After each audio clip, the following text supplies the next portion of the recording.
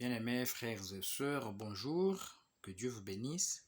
Nous allons lire une écriture pour introduire notre entretien. Dans Actes des Apôtres chapitre 7, versets 51 à 53.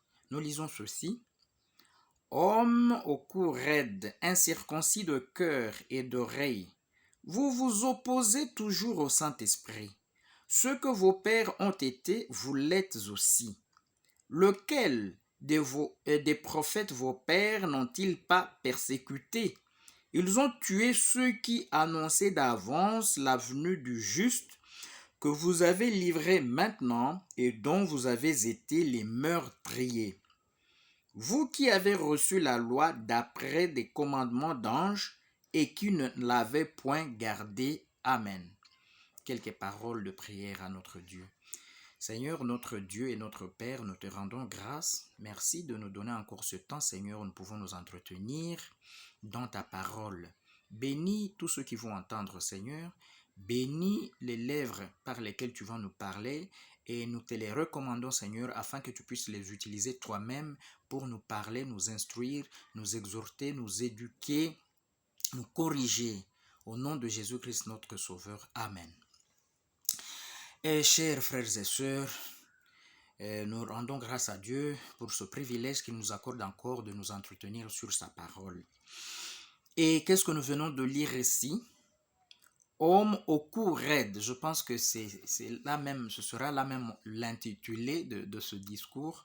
Mais nous sommes toujours dans la série les opposants farouches à la vérité. Les opposants farouches à la vérité. Donc nous continuons toujours notre entretien que nous avons commencé dans notre discours précédent, le 5e discours. Homme au cou raide, incirconcis de cœur et d'oreille, vous vous opposez toujours au Saint-Esprit. Donc vous voyez que ce sont toujours les mêmes qui s'opposent toujours, c'est bien ajouté ici, bien mentionné, toujours au Saint-Esprit. Les opposants farouches à la vérité. Ils s'opposent à Dieu, ils s'opposent au Saint-Esprit. L'Esprit, le Saint-Esprit de Dieu, c'est l'Esprit de vérité. Et c'est l'Esprit qui nous conduit dans toute la vérité. Et donc, si vous vous opposez à la vérité, vous vous opposez au Saint-Esprit. Si vous vous opposez au Saint-Esprit, vous vous opposez à la vérité. Vous vous opposez toujours au Saint-Esprit. Ce que vos pères ont été, vous l'êtes aussi. Ah, voilà maintenant. C'est une identité, hein? C'est une transmission congénitale. Ce que vos pères ont été, vous l'êtes aussi. Hein?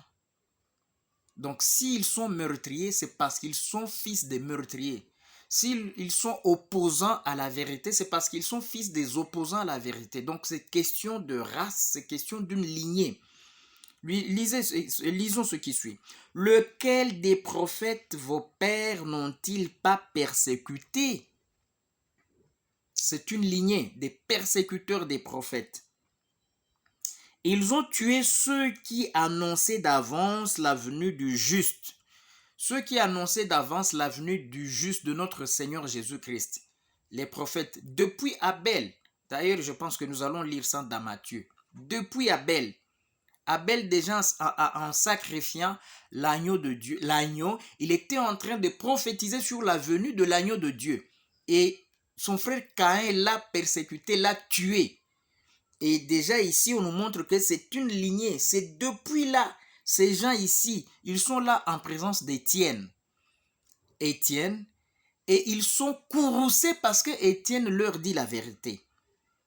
Mais Étienne leur dit, ce que vos pères ont été, c'est ce que vous êtes aussi. Lisons, continuons. Voilà. Lequel des prophètes vos pères n'ont-ils pas persécuté?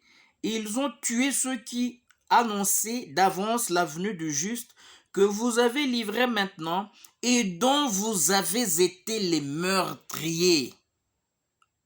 Le mot ici meurtrier, on va encore lire. Là où nous trouvons ce mot meurtrier. Depuis quand? D'abord, le premier meurtre que la terre a connu. Nous allons faire des recherches. Nous allons effectuer des recherches pour que nous comprenions ici c'est quelle lignée, c'est meurtrier ici. Vous qui avait reçu la loi d'après des commandements d'anges et qui ne l'avait point gardée. Ce sont des gens qui ont reçu la loi d'après les commandements d'anges. Donc c'est un peuple qui est censé marcher avec Dieu. Ils ont reçu la loi, un peuple religieux, mais qui s'en fout, qui a rejeté la loi de Dieu, mais qui continue à s'appeler peuple de Dieu. Et maintenant, dans Jean chapitre 8, lisons maintenant dans Jean chapitre 8, comment ils se réclament de Dieu et Jésus leur dit non, non, non, non. Ils se réclament d'Abraham, Jésus dit non. Lisons un peu. Et puis Jésus leur dira de qui sont-ils fils. Alors, lisons un peu dans Jean chapitre 8. Verset 33. Ils lui répondirent, nous sommes la postérité d'Abraham, et nous ne fûmes jamais esclaves de personne. Comment dis-tu, vous deviendrez libres?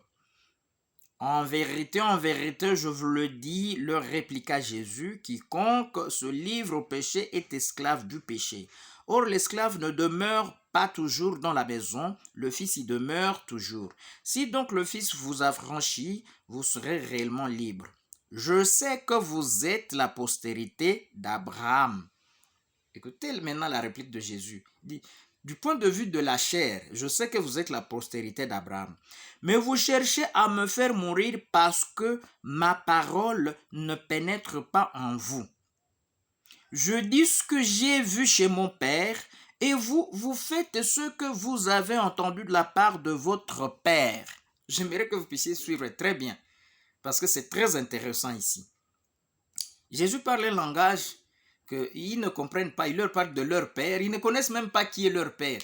Parce que ce sont des bâtards qui pensent que c'est Dieu qui est leur père et c'est Abraham qui est leur père. Ils ne connaissent pas leur père. Jésus va leur dire maintenant qui est leur vrai père. Il dit, vous faites ce que vous avez entendu de la part de votre père. Qu'est-ce qu'ils ont entendu de la part de leur père? Nous verrons ça plus bas. Ils lui répondirent, notre père c'est Abraham. Jésus leur dit, si vous étiez enfants d'Abraham, vous feriez les œuvres d'Abraham. Amen. Parce que ça, c'est la prétention qui subsiste jusqu'à aujourd'hui. Les gens pensent qu'ils peuvent se défendre en disant, nous sommes les successeurs de Pierre. Nous sommes les successeurs d'eux. Nous sommes enfants d'eux. Mais vous n'avez même pas besoin de le dire. Nous devrons seulement voir les œuvres de Pierre. Nous devons voir l'évangile de Pierre. Est-ce que vous prêchez le même évangile de Pierre? Est-ce que vous pratiquez les mêmes pratiques de Pierre, le même baptême de Pierre? La Sainte Seine, est-ce que... Donc, vous n'avez pas besoin de nous dire, nous sommes les successeurs de Pierre, nous sommes enfants de Dieu, nous sommes enfants d'Abraham. Ça doit se vérifier dans les œuvres. Alléluia.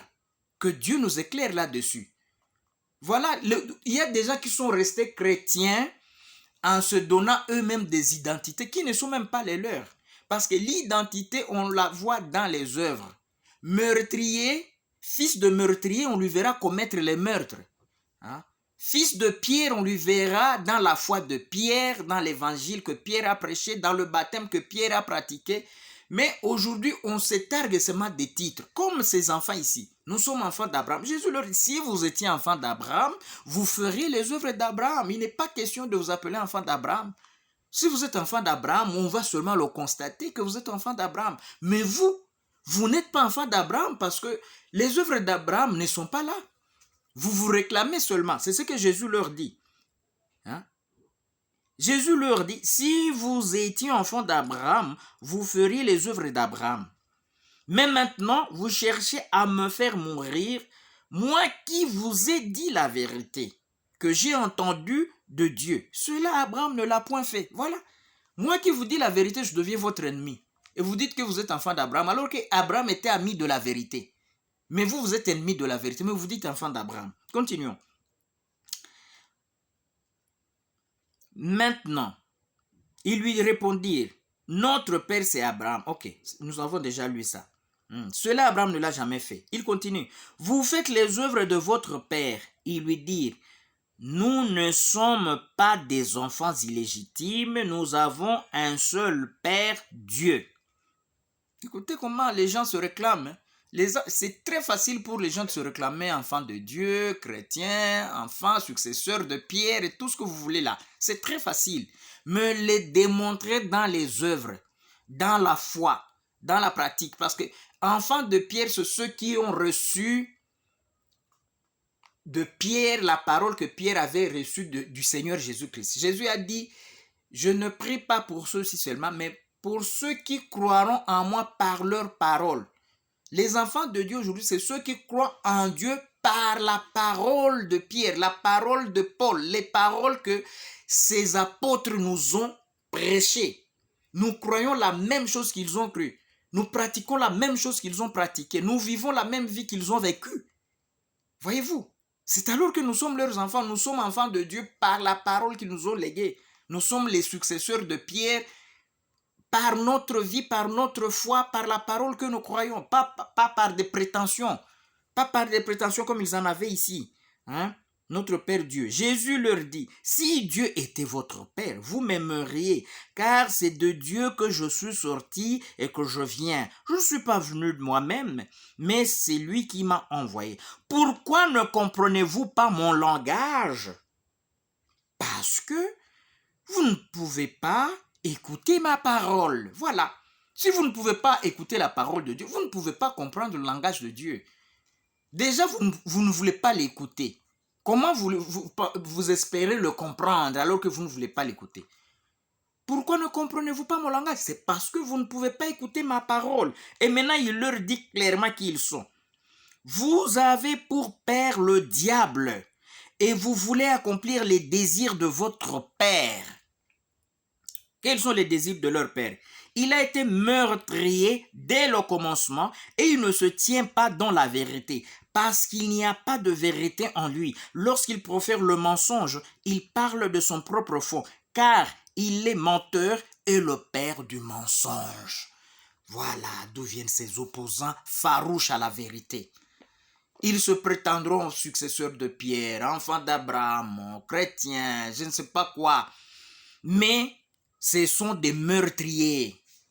Hein? Ce sont des meurtriers. Et où est-ce qu'ils ont appris à être meurtriers? Parce que leur père est meurtrier. Le premier meurtre qu'il y a eu sur la terre, c'est qui l'a perpétré? C'est Caïn. Sur le plan physique, leur père c'est Caïn. Mais Caïn lui-même sur le plan spirituel était fils de Satan, fils du diable, fils du serpent. Si Dieu le veut, nous allons y arriver avec plus de clarification et de détails. Et il continue, il dit, et moi, parce que je dis la vérité, vous ne me croyez pas. Voilà. Ces gens-là ne peuvent pas vous croire aussi longtemps que vous leur dites la vérité. Nous avons lu dans Ésaïe 35, ne nous prophétisez pas des vérités. Dites-nous des choses flatteuses. Prophétisez-nous des chimères. C'est ça leur nature. Si vous leur dites des vérités, vous devenez leur ennemi. C'est ce que nous lisons ici. Et moi, parce que je dis la vérité, vous ne me croyez pas. Que Dieu soit loué. Parce que je dis la vérité, vous dites la vérité, vous devenez leur ennemi. Mais si vous venez les flatter, vous êtes enfant de Dieu, vous êtes successeur de Pierre, patati patata, des flatteries, des chimères. Ah, alléluia, gloire à Dieu, celui-ci est le véritable serviteur de Dieu. Tu es digne de manger ma dîme, ils vont vous donner leur dîme, les offrandes. Parce que c'est ce qu'ils aiment, le mensonge, ils aiment les flatteries. Ils n'aiment pas que vous leur disiez des vérités. Ne nous prophétisez pas des vérités. Dites-nous des paroles flatteuses. Prophétisez-nous des chimères. Voyez-vous? Maintenant, voyez ce qu'ils sont? Ici, Jésus leur appelle des meurtriers.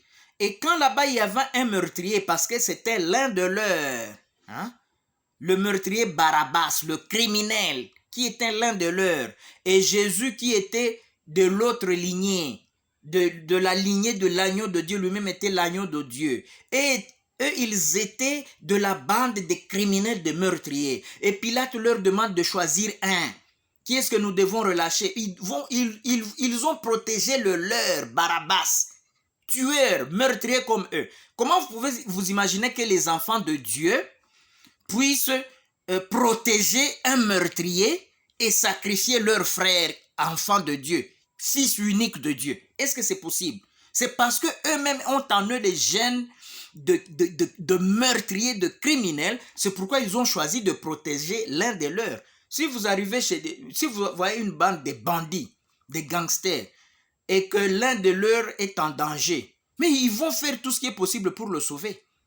Des criminels. C'est pourquoi quand Jésus s'adresse à eux, voici ce qu'il dit. Allons dans Matthieu chapitre 23. Matthieu chapitre 23. Vous voyez comment Jésus confirme que des meurtriers, des criminels. Lisons. Lisons un peu ici. 23. Commençons d'abord dans le verset 13. Malheur à vous, scribes et pharisiens, hypocrites, parce que vous fermez aux hommes le royaume des cieux, opposant farouche à la vérité, opposant farouche au royaume des cieux, opposant farouche au salut des âmes. Mais ils appellent ces saluts des âmes pour les emprisonner, pour les empêcher d'accéder à la vérité et au salut. Vous voyez, c'est ce que nous lisons ici. Vous fermez aux gens le royaume des cieux. Mais qui font ça? Qui sont-ils? Les pharisiens, l'élite religieuse. L'élite religieuse, le leadership religieux. Leur rôle, c'est de fermer le royaume aux hommes. De fermer aux hommes le royaume des cieux. Mais ils vous trompent qu'ils vous amènent dans ce royaume alors que leurs vraies intentions, c'est de fermer la porte des cieux contre vous. Hein? Malheur à vous, scribes et pharisiens. Aujourd'hui, Jésus se tient aujourd'hui. Scribes et pharisiens, ils ont changé de nom. C'est catholique, église de réveil, musulmans, pentecôtistes, méthodistes. C'est à eux que Jésus s'adresse, branhamistes, tout ça. Des gens, tous ceux-là qui s'opposent à la vérité. Hein? Leur objectif, c'est de fermer aux hommes le royaume des cieux. Malheur à vous, scribes et pharisiens hypocrites. Ceux-là qui ont reçu la loi ou l'évangile, mais qui l'ont abandonné. Et ils continuent maintenant à entretenir les gens dans les chimères, dans des choses flatteuses. Parce que les gens eux-mêmes n'aiment pas qu'on leur dise la vérité. Ils ont dit, venez à nous, nous sommes capables de vous servir. Nous vous servirons des choses flatteuses et nous fermerons le royaume de Dieu contre vous. Hein? Malheur à vous, scribes, pharisiens, hypocrites, parce que vous fermez aux hommes le royaume des cieux. Vous n'y entrez pas vous-même et vous n'y laissez pas entrer ceux qui veulent entrer. Vous avez vu ces gens qui eux-mêmes refusaient de croire en Jésus et ils ont donné une instruction que si quiconque acceptait Jésus comme le Seigneur, comme le Christ, il serait exclu de la synagogue. Ils ont des menaces parce qu'ils ont le monde, l'économie du monde, la politique du monde. Ils peuvent vous donner des opportunités, ils peuvent vous aider à accéder à l'emploi, au job. Hein? Ils ont des sociétés, ils contrôlent. Ce sont leurs hommes qui contrôlent des sociétés, des ONG, la politique, le monde. Ils ont le monde comme ça. Et quand ils vous menacent d'excommunication, vous réalisez ce que vous allez perdre, même sur le plan social. Vous tremblez et vous restez là-bas, prisonnier. Prisonnier à cause de la soupe. Comme Ésaü a vendu son âme à cause de la soupe. Beaucoup de gens aujourd'hui vendent leurs âmes comme ça, à cause de la soupe que ces gens ici, ces opposants farouches à la vérité, leur offrent. Le job, le mariage. Hein? Ils peuvent vous aider à trouver un mari. Vous êtes une femme, vous avez coiffé la Sainte Catherine, vous vous confiez à eux, au pasteur. Il va vous trouver un mari. Et s'il faut perdre tous ces avantages, tous ces privilèges, parce qu'il vous menace, si vous osez croire à cette vérité, nous allons vous chasser et vous allez perdre tous les privilèges. Alors les gens tremblent. Les gens qui sont prêts à vendre leurs droits d'aînesse. Hein? Lisons encore verset 15.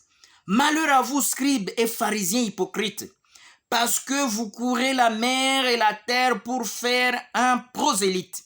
Et quand il l'est devenu, vous en faites un fils de la géhenne 2 fois plus que vous. Donc eux-mêmes sont d'abord, Jésus leur dit, vous-même d'abord vous êtes fils de la géhenne. Et puis vous organisez des campagnes d'évangélisation, des croisades, vous dites que vous allez convertir des gens à Dieu, alors que vous en faites fils de la géhenne 2 fois plus que vous. Vous comprenez?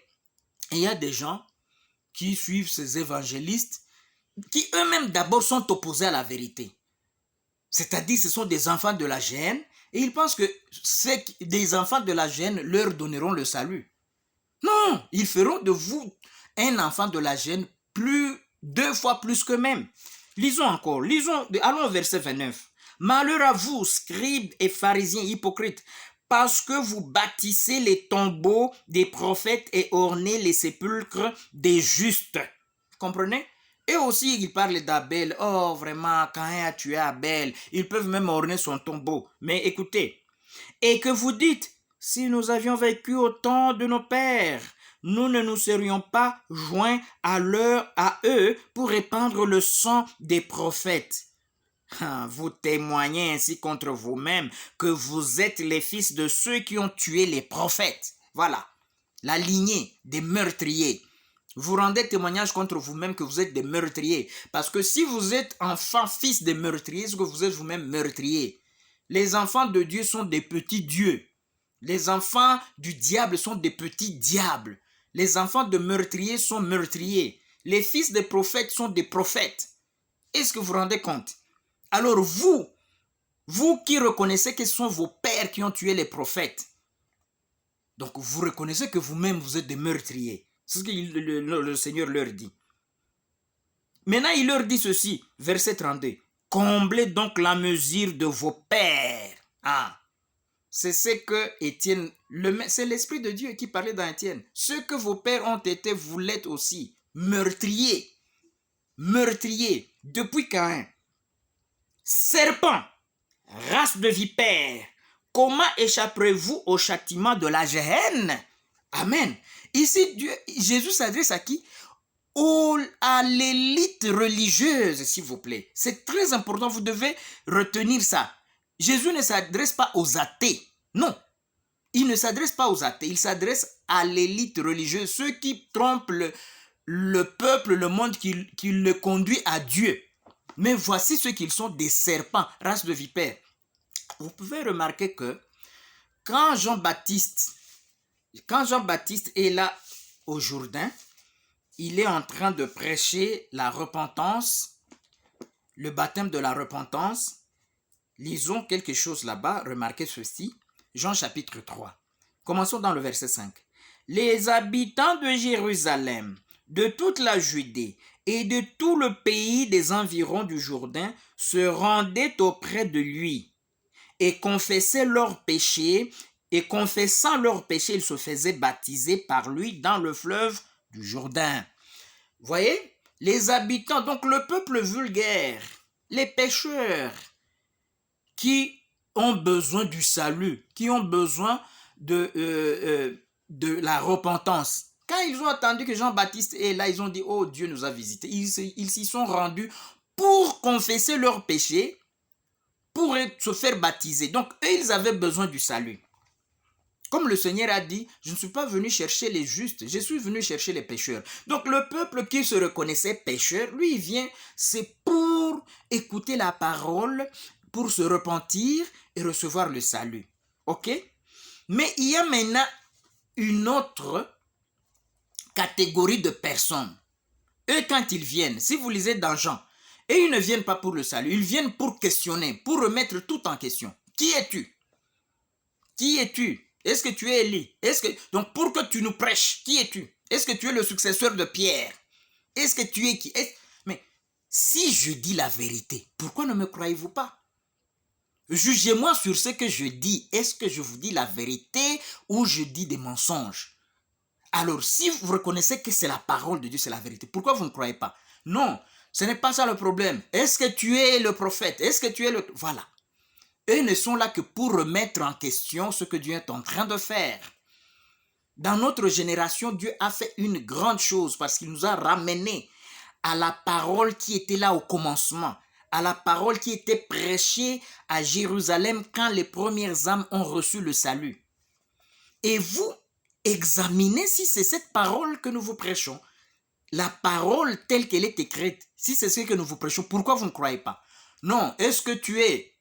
Voilà. Maintenant, Jean-Baptiste qui avait l'esprit de Dieu, le même esprit qui était dans Étienne, le même esprit qui était dans Jésus, et vous verrez que c'est le même langage.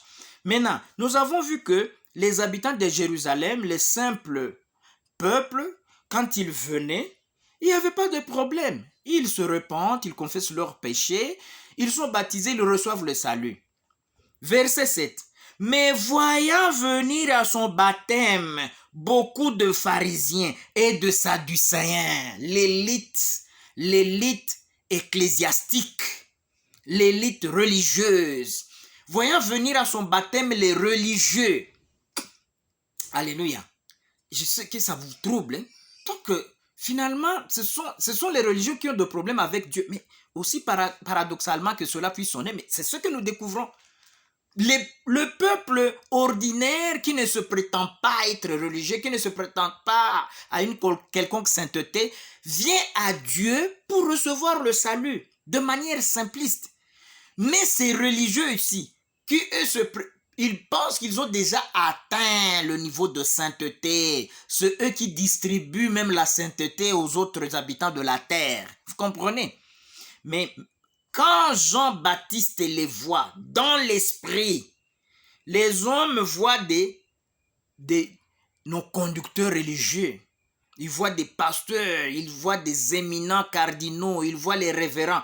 Mais l'Esprit de Dieu voit quoi? Lisons. Mais voyant venir à son baptême beaucoup de pharisiens de sadducéens, il leur dit, race de vipères, qui vous a appris à fuir la colère à venir? Amen. Jésus leur a dit, serpent, race de vipères, comment échapperez-vous au châtiment de la géhenne? Ici, Jean dit, qui vous a appris à fuir la colère à venir? Écoute, produisez donc du fruit digne de la repentance et ne prétendez pas dire en vous-même, nous avons Abraham pour père. Voyez-vous?